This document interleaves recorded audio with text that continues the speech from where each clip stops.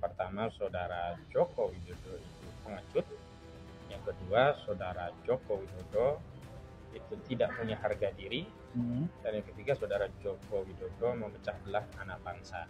Yang melapor ini baru bangun tidur, belum sempat cuci muka dan langsung datang ke kepolisian. Ya, makanya di Barreskrim Mabes Polri kan laporannya ditolak. Saya pikir UGM perlu mencontoh Universitas Indonesia ya. Oke. Karena saat di Universitas Indonesia ada, kita sebut saja skandal lah ya. Skandal dokter bermasalah atau dokter palsu lah ya, Bahlil Lahadalia gitu kan. Itu kan Civitas Akademika Universitas Indonesia membentuk tim khusus untuk melakukan penyelidikan dan pengungkapan kasus itu. Hasilnya kan diketahui, ya gelarnya ditangguhkan, walau rekomendasinya harusnya kan di DO kan. Assalamualaikum warahmatullahi wabarakatuh. Teman-teman semua, dari channel mana aja ini ya? Ada Langkah Anis, ada SC Channel, ada Mimbar Tube dan teman-teman yang lain. Kita secara eksklusif menemui Bung Ahmad Husinuddin karena beliau adalah salah satu pengacara yang awalnya dulu membela Gus Nur dan Bambang Tri pada kasus ijazah palsu di Solo. Dan itu sekitar 2 atau 3 tahun yang lalu, dan saya pikir ini cukup mewakili ya keresahan kita bersama terkait bergulirnya kasus ijazah palsu ini. Dan sejauh ini kita tahu semua bahwa ada 4 orang yang hari ini menjadi terlapor di ada yang terlapor di Barreskrim ya, di Polda Metro atau di Barreskrim? Yang terlapor itu di Polres Jakarta. Di Polres ya, di Polres Jakarta Pusat, yaitu ada Bapak Roy Suryo, ada Dr. Prismon Sianipar, kemudian ada Bu Tifa Fauzia, kemudian yang terakhir ada Bang Rizal Fadilah. Dan kita belum tahu nih perkembangan ke depan seperti apa. Nah, mungkin pertanyaan pertama, dengan adanya laporan ini Bang Ahmad Husinuddin, kira-kira potensi ijazah palsu ini akan semakin terbuka atau seperti apa ini secara politik dan fakta ini? Baik, Bismillahirrahmanirrahim. Jadi yang pertama saya sampaikan, saya pikir perlu ya menegaskan statement saya di wawancara sejumlah channel yang lain begitu. Laporan yang dilakukan oleh orang-orang yang mengaku sebagai pemuda Patriot Nusantara itu ya di Polres Jakarta Pusat itu mengkonfirmasi 3 hal terkait Jokowi itu. Yang pertama, Saudara Joko Widodo itu pengecut. Yang kedua, Saudara Joko Widodo itu tidak punya harga diri. Dan yang ketiga, Saudara Joko Widodo memecah belah anak bangsa. Ya, saya ulas balik sekilas ya sebelum masuk ke yang lain.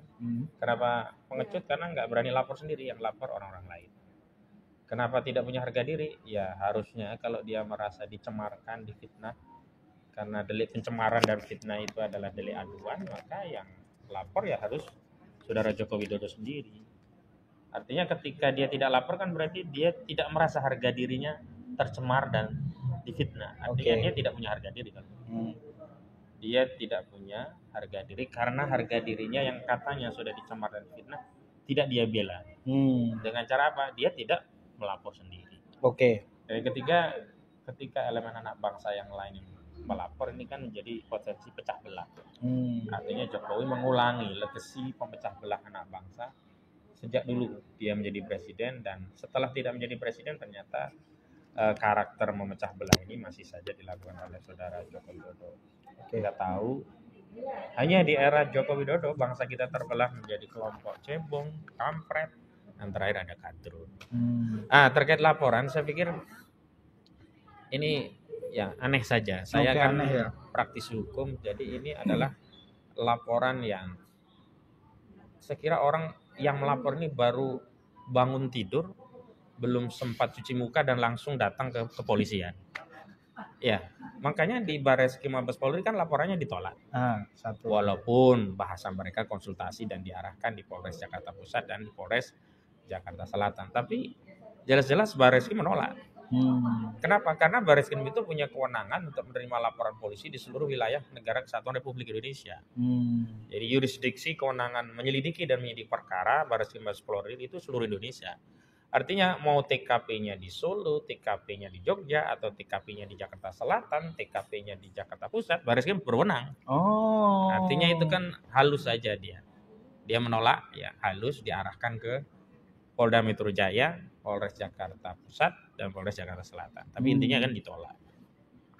Sementara itu kalau kita merujuk TKP peristiwa, ya pejuang kita ya, kita beri predikat atau atribut kepada orang-orang yang sedang dilaporkan ini sebagai pejuang ya.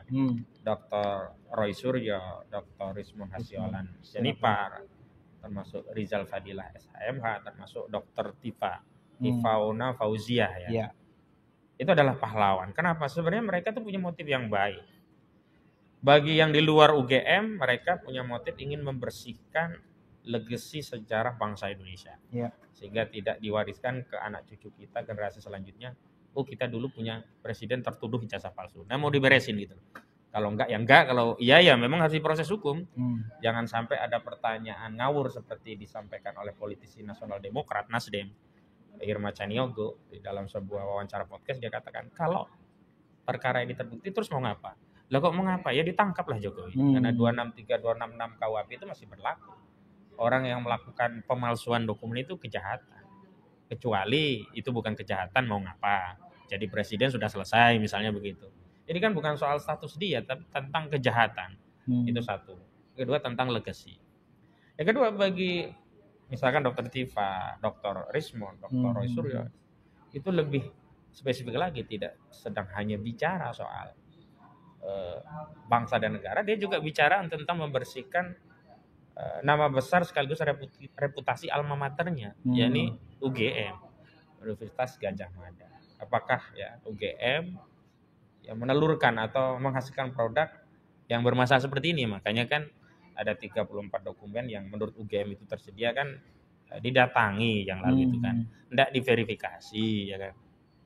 Tapi ternyata yang ada hanya skripsi Jokowi dengan skripsi orang lain yang dianggap temannya Jokowi, walau terakhir belakang kita tahu itu tesis. Maksud saya bahwa yang di Solo juga ya yang berkaitan dengan kedatangan ke Jokowi yang dia menyatakan tidak akan membuka kecuali di depan pengadilan atau perintah pengadilan, walaupun nggak ada perintah tiba-tiba dikasih tahu ke wartawan kan.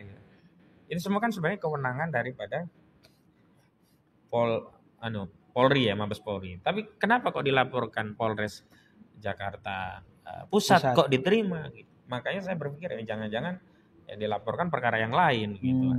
Ini yang menurut kita harus kita periksa lagi. Dan kenapa saya sebut ini orang baru bangun tidur belum sempat cuci muka langsung lapor polisi? Karena orang menyampaikan pendapat apalagi berdasarkan keilmuan yang dia miliki, baik dari sisi keilmuan ahli telematika, juga keilmuan sebagai ahli forensik digital, itu dijamin oleh konstitusi. Terus kok bisa itu dianggap kejahatan? Kan pasalnya 160 KUHP penghasutan. Di mana menghasutnya? Kalau Rismon, Roy Suryo ingin meyakinkan publik berdasarkan keilmuannya, itu bukan menghasut. Karena ada data, ada argumen, dan orang memaparkan ilmu itu bukan kejahatan. Katakanlah kalau orang memaparkan ilmu hasilnya keliru, itu juga bukan kejahatan, tetap ilmu gitu. Hanya mungkin teorinya nggak benar gitu. Kalau lah itu keliru misalkan. Makanya aneh ini kan sama aja orang bangun tidur belum cuci muka bikin laporan polisi gitu loh. Nggak paham unsur-unsur pidana penghasutan itu apa ya, melawan kekuasaan itu apa. Emangnya Jokowi sekarang penguasa. Betul. Ini kan melecehkan Prabowo Subianto. Sekarang kan presidennya Pak Prabowo. Kalau ini dianggap melawan kekuasaan berarti melanggar kekuasaan Pak Prabowo. Pak Prabowo memang bermasalah ijazahnya, kan Pak Prabowo gak ada masalah ijazahnya. Betul. Yang bermasalah itu saudara Jokowi yang hari ini bukan penguasa lagi. Gitu Bung Ari. Iya. Kalau kita lihat kan ini semakin ini kan ada beberapa ya Bung Ahmad. Yang pertama adalah soal ijazah SMA yang hari ini digugat di Pengadilan Negeri Surakarta. Kemudian yang di Jakarta Pusat yang dilaporkan oleh pemuda itu kan kalau di Jakarta Pusat ya pemuda Patriot Nusantara. Kalau di Baris Krim Peradi Bersatu. Iya, itu kan soal penghasutan ya. Nah, ini ada info juga Bang Ahmad Khosinuddin, konon katanya setelah ini viral, saya juga belum mengecek ya. Katanya di situs KPU juga sudah mulai dihilangkan ya soal ijazahnya ini. Dan apakah dengan kejadian ini akan semakin menimbulkan apa ya, dugaan kecurigaan kepada semua stakeholder ya, baik pihak KPU, kepolisian dan lain sebagainya yang masih kemudian dalam tanda kutip melindungi mantan Presiden Jokowi ini. Jadi saya melihat ini masalah, dan karena itu saya minta Pak Kapolri Listio Sigit Prabowo untuk memeriksa KPU. Semua pejabatnya diperiksa. Kenapa bisa data itu hilang dari website? Saya khawatir ini terjadi apa yang disebut sebagai obstruction of justice. Satu kejahatan yang menghalangi proses penyelidikan atau pengungkapan kasus begitu. Karena kan sudah ada kasusnya, ada laporan polisi. Dan laporan polisi itu kan merujuk kepada masalah ijazah palsu. Dan ijazah palsu itu kan dulu dijadikan salah satu syarat untuk menjadi kontestasi politik di Pilpres. Karena di pasal 169 Undang-Undang Nomor 7 Tahun 2017, salah satu syarat untuk menjadi calon presiden itu paling tidak ya berpendidikan SMA atau sederajat, yang dibuktikan ya punya ijazah. Dan ijazah itu harus asli gitu loh. Jadi kalau ijazah itu boleh palsu ya orang nggak perlu sekolah gitu. Nah, yang berikutnya Bang Ahmad ini mungkin agak lompat-lompat nggak apa-apa ya. Kita tahu yang ijazah S1 itu adalah dikeluarkan oleh Universitas Gadjah Mada yang punya otoritas mengeluarkan ijazah itu. Dengan temuan kemarin kan kita jadi melihat ya, seperti ijazah skripsi S1 bisa jadi tesis. Dan ini kan sangat berbahaya bagi dunia pendidikan Indonesia ya. Nah, sebaiknya apa yang harus dilakukan oleh UGM kira-kira Bang? Saya pikir UGM perlu mencontoh Universitas Indonesia ya. Karena saat di Universitas Indonesia ada, kita sebut saja skandal lah ya. Skandal doktor bermasalah atau doktor palsu lah ya, Bahlil Lahadalia gitu kan.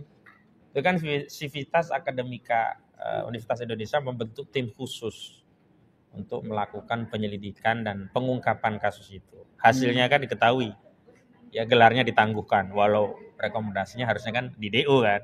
Ini kan alumni UI pada marah, kenapa kok masih diberi kesempatan, harusnya kan di DU gitu. Tapi yang jelas ada proses pengungkapan masalah gelar doktor yang bermasalah dari saudara Bahlil Lahadalia. Nah, harusnya UGM mencontoh apa yang dilakukan oleh Universitas Indonesia, melakukan hal yang sama. Jadi jangan kemudian hanya berstatement, bernarasi. Bahkan terakhir wareknya kan sempat selip lidah ya, slip tongue ya. Jadi ya, saudara Joko Widodo telah menjalankan tridharma dan data-data lengkap tercatat di Fakultas Kedokteran. Oh maaf, salah di Kehutanan. Itu kan Allah ya yang kemudian menggerakkan lidah seseorang, kok bisa hal yang sudah menjadi pengetahuan publik bahwa dia lulusan Fakultas Kehutanan kok datanya bisa belok ke kedokteran gitu. Itu kan dipotong tuh di TikTok tuh jadi rame gitu. Yang harus dilakukan oleh UGM itu tidak kemudian sibuk mengklarifikasi dengan statement, dengan narasi, tapi dengan tindakan, diantaranya mencontoh Universitas Indonesia dengan membentuk tim khusus dari kalangan yang punya kapasitas yang bisa diberi kepercayaan publik untuk melakukan penelaahan, penyelidikan, pengungkapan sampai didapatkan temuan. Walaupun harusnya negara yang turun ya, karena ini kan sudah persoalan publik. Tapi paling tidak di UGM sendiri melakukan itulah. Nah, saya lihat di kasus UI itu walaupun rekomendasinya tidak sampai men-DO Bahlil, walaupun tidak DO kayaknya Bahlil juga malu-malu mau melanjutkan ya. Malu dia. Walaupun gelarnya dokter, orang akan selamanya sudah melekat ini dokter dulu pernah abal-abal ini karena pernah dibatalkan kan gelarnya. Tapi setidaknya itu ya walaupun tidak seluruhnya ya, karena kalau sudah ini istilahnya ya tinta setitik rusak air susu sebelanga. Betul. Ya setitik Jokowi ini merusak UGM seluruhnya. Dan itu yang terjadi di kasus UI gara-gara Bahlil, walaupun sudah ada proses ya, Bahlil ditangguhkan ya gelarnya, tetap saja UI ya kredibilitasnya ya goyah lah ya gara-gara kasus Bahlil itu. Apalagi UGM tidak melakukan tindakan apapun gitu loh. Dan apalagi masalah yang dihadapi UGM itu jauh lebih berat ketimbang yang dihadapi oleh UI. UI itu hanya soal dia belum saatnya menjadi doktor, ibaratnya begitu. Tetap diakui sudah berproses, tapi belum layak sehingga dibatalkan. Kalau ini kan terkait palsu. Harusnya kalau menurut saya UGM kalau memang ini persoalannya palsu, dia tidak perlu sibuk dalam tanda petik ya menjadi juru bicara Jokowi, melindungi kepentingan Jokowi, ya ungkap aja apa adanya. Kemarin kan sempat menyebutkan ada 3-4 dokumen yang menunjukkan bahwa Saudara Joko Widodo telah menuntaskan Tridharma Pendidikan Tinggi di UGM. Saya pikir tadinya sudah menyiapkan kayak meja dokumen dulu, silahkan ngecek. Tinggal dilihat oh, ya. Ini KRS-nya, ini waktu mau masuk, ini SKS-nya, oh ini dasarnya di ujung, skripsi di ujung baru, oh ini tahun wisudanya. Kalau ijazahnya kan dipegang oleh mahasiswa masing-masing. Saya pikir udah siapkan itu, sehingga Roy Suryo, Dr. Tifa sama Risman itu hanya bisa manggut-manggut saja, nggak bisa ngomong lagi. Oh berarti gua salah ini ya. Ini lengkap. Sampai sana ternyata nggak ada. Awalnya tidak dikeluarkan dokumen berdalih KIP yang dikecualikan, ya kebebasan informasi publik itu dokumen yang dianggap dikecualikan, nggak boleh dikeluarkan. Begitu di debat akhirnya dikeluarkan 2 dokumen, yang itu malah bunuh diri. Satu dokumennya skripsinya Jokowi, yang satu skripsi temannya Jokowi, yang seolah-olah skripsi Jokowi nggak masalah dengan font yang Times New Roman, dengan tanda tangan penguji tidak ada, itu nggak ada masalah karena yang lain ada gitu loh. Nah, yang lain ini ternyata tesis gitu loh. Jadi semakin bernarasi, mengklarifikasi, semakin dalam ya masalah yang dihadapi oleh UGM. Dan mohon maaf, ini yang dikorbankan UGM masa depan kampus UGM. Iya. Tidak lagi bicara tentang apakah ijazah itu benar-benar palsu atau ternyata asli. Enggak, ini sudah masa depan UGM. Nah, menurut saya hari ini UGM harus berpikir kepentingannya ya. Bagaimana memperbaiki citra diri dari lembaga sivitas akademika yang kelasnya UGM. Betul. Setidaknya metodenya diadopsi cara yang ditempuh oleh UI. Begitu Bung Ari. Oke, Bung Ahmad Khazinuddin. Yang berikutnya ini saya pikir ini penting juga ya buat UGM. Karena ini menyangkut kita berbangsa dan mencerdaskan kehidupan bangsa sesuai dengan amanat Undang-Undang 1945. Nah, sebentar lagi maksimal kita 2:30 ya. Iya. Karena ada sebentar lagi kita ada acara teman-teman. Nah, ini terakhir mungkin Bang Ahmad Khazinuddin ya. Sebagai penutup. Nah, ini kan sudah berproses dan sudah diterima di di Jakarta Pusat lah ya. Apa langkah keempat saya nggak tahu ya Bang Ahmad Khazinuddin apakah menjadi kuasa hukumnya atau tidak, tapi saya pikir kemarin sempat ngobrol-ngobrol apa langkah hukum yang diambil oleh keempat tergugat. Bukan tergugat ya, terlapor. Sorry, karena ini kan masalah pidana ya.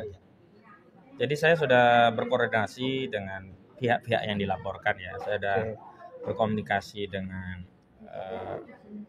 Pak Roy Suryo, dengan Pak Rismon Hasyiholan Senipar, juga dengan Bang Rizal Fadilah karena biasa kita diskusi bareng kan, juga dengan Dr. Tifa. Intinya kita komitmen harus melawan kezaliman. Karena laporan ini adalah laporan yang mengkonfirmasi kezaliman, bukan penegakan hukum. Sederhana saja, kalau dia penegakan hukum, maka harusnya bukan 4 orang ini saja yang dilaporkan, seluruh rakyat Indonesia hari ini harusnya dilaporin semua itu.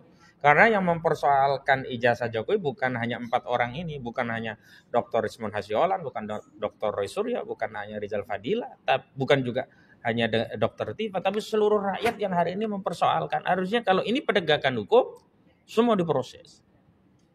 Kalau tidak, hanya 4 ini kan kezaliman. Nah, kezaliman itu ada 2. Pertama, bukan pidana dianggap pidana, ini zolim, kriminalisasi.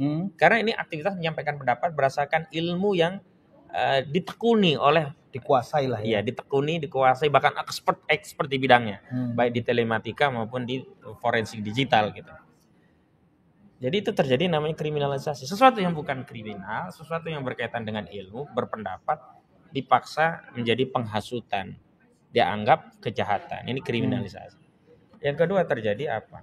Ini kezaliman ya, kriminalisasi itu kezaliman. Yang kedua, tebang pilih. Ini juga kezaliman. Kalau memang ini dianggap kejahatan, kenapa cuma 4 orang ini? Harusnya seluruh rakyat juga dipersoalkan.